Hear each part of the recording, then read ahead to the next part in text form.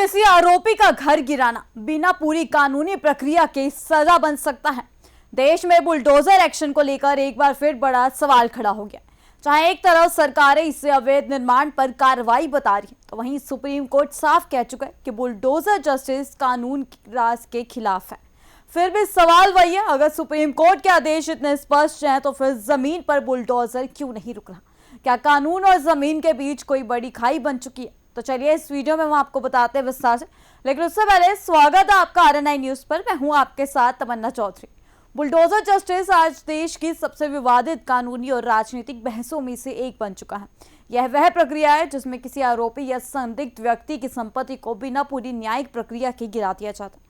हालांकि supreme court ने नवंबर 2024 में स्पष्ट कहा था कि किसी भी व्यक्ति का घर सिर्फ आरोप के आधार पर नहीं गिराया जा सकता। जस्टिस BR गवाई और जस्टिस KV विश्वनाथन की बेंच ने इसे गैर कानूनी करार देते हुए कहा था कि कार्यपालिका जज पूरी और जल्लाद तीनों नहीं बन सकती।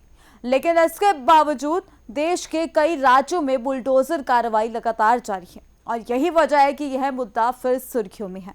बुलडोजर एक्शन को आमतौर पर बुलडोजर जस्टिस कहा जाता है, जहां किसी अपराध या आरोप के बाद मकान, दुकान या संपत्ति को ध्वस्त कर दिया जाता है। यह चलन 2021 के बाद उत्तर प्रदेश, मध्य प्रदेश और गुजरात जैसे राज्यों में तेजी से बढ़ा।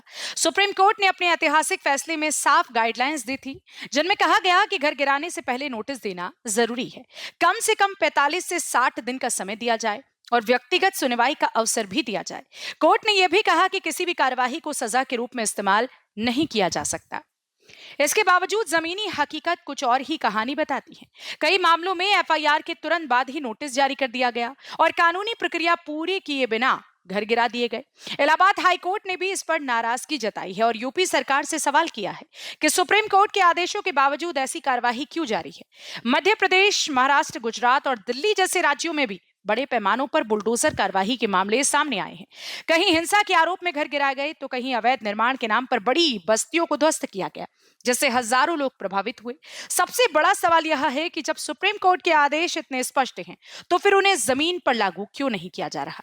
विशेषज्ञों के मुताबिक इसके पीछे कई कारण हैं, जैसे कार्यपालिका के पास लागू करवाने की ताकत होना, अदालतों की सीमित निगरानी और लंबे कानूनी प्रक्रिया का समय।